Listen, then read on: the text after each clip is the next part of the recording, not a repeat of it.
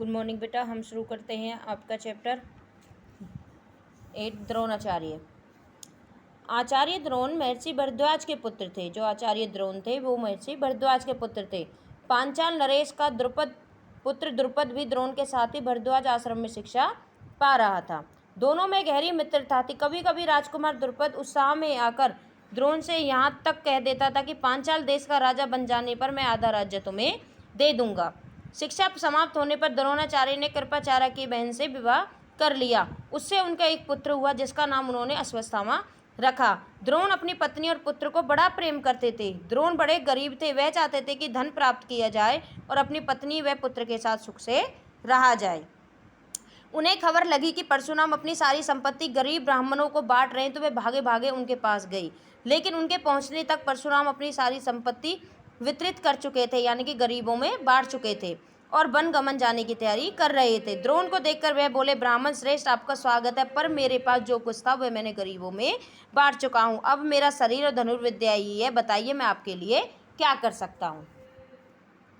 तब द्रोण ने अब उनसे सारे शस्त्रों के प्रयोग तथा रहस्यमय सिखाने की प्रार्थना की कि आप मुझे अपने सारे शस्त्रों के प्रयोग और रहस्यमय जो शिक्षा है वो मुझे सिखाने की कृपया करें। परशुराम ने यह प्रार्थना स्वीकार कर ली और द्रोण को धनुर्विद्या की पूरी शिक्षा दे दी।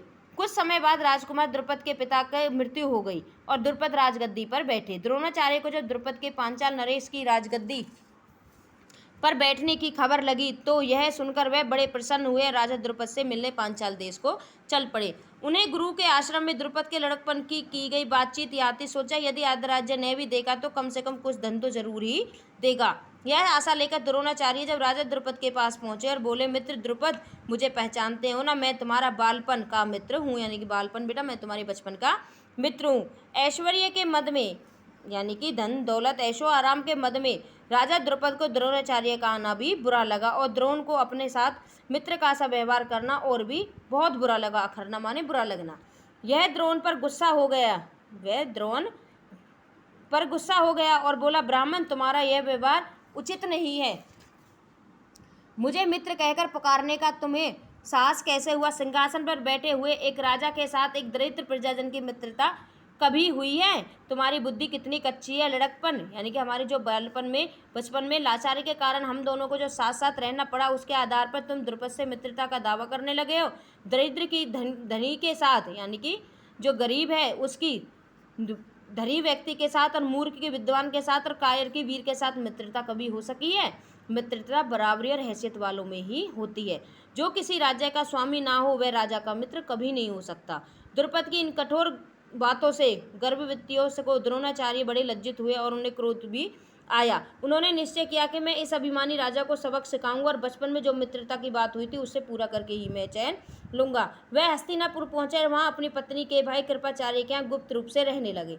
एक रोज हस्तिनापुर के राजकुमार नगर से बाहर कहीं गेंद खेल रहे थे कि इतने में उनकी एक गेंद कुएं में जा गिरी। युधिष्ठिर को उसके निकालने का प्रयत्न करने लगे तो उनकी अंगूठी भी गिर पड़ी। सभी राजकुमार कुएं के चारों ओर झांक कर देखने लगे पर उसे निकालने का उपाय उनको नहीं सूझा। एक कृष्ण वर्ग का ब्राह्मण मुस्कुराता हुआ यह सब चुपचाप देख रहा था। राजकुमारों को उसका पता नहीं था। राजकुमारों को अचरज में डालता हुआ बोला, राजकुमारों बोलो, मैं गेंद निकाल दूं तो तुम मुझे क्या दोगे? ब्राह्मण श्रेष्ठ, आप गेंद निकालोगे तो कृपाचार्य के घर पर आपको हम बढ़िया सी दावत करेंगे। युधिष्ठिर ने हंसते हुए कहा। तब द्रोणाचार्य ने पास में खड़ी पड़ी हुई सीख उठा ली और उस पानी में फेंका। सीख गेंद को ऐसे जाकर लगी जैसे तीर, और फिर इस पे लगातार कई सीखें कुएं में डालते गई। सीखें एक दूसरे के सिर पर चिपकती गई। जब आखिर सीख का सिरा कुएं के बाहर पहुंच गया तो द्रोणाचार्य ने उसे पकड़कर खींच लिया और गेंद निकल आई। सब राजकुमार आश्चर्य से करतब देख रहे थे। उन्होंने ब्राह्मण से विनती की, युधिष्ठिर की अंगूठी भी निकाल दी जाए। द्रोण ने तुरंत धनुष उठाया और तीर में मारा। पल भर में बाण अंगूठी अपनी नोक में लिए ऊपर आ गया। द्रोणाचार्य ने अंगूठी युधिष्ठिर को दे दी। यह चमत्कार देखकर राजकुमार और भी ज्यादा हैरान हो गए। अचरज माने हैरान होना। उन्होंने द्रोण के आगे आदर पूर्वक सिर नवाया और हाथ जोड़कर प्रार्थना की, महाराज, हमारा प्रणाम स्वीकार कीजिए और हमें अपना परिचय दीजिए कि आप कौन हैं, आपकी हम क्या सेवा कर सकते हैं, हमें आज्ञा दीजिए।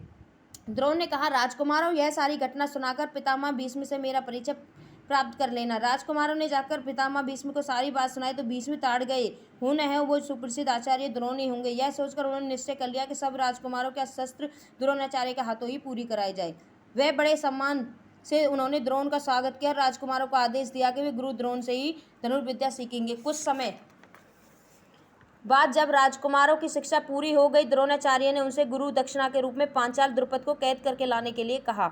उनके आज्ञानुसार पहले दुर्योधन और कर्ण ने द्रुपद के राज्य पर धावा बोला। वे पराक्रमी द्रुपद के आगे ठहर न सके, हारकर वापस आ गए। तब द्रोण ने अर्जुन को भेजा। अर्जुन ने पांचाल नरेश की सेना को तहस नहस कर दिया और राजा द्रुपद को उनके मंत्री सहित कैद करके आश्चर्य के सामने लाकर खड़ा कर दिया।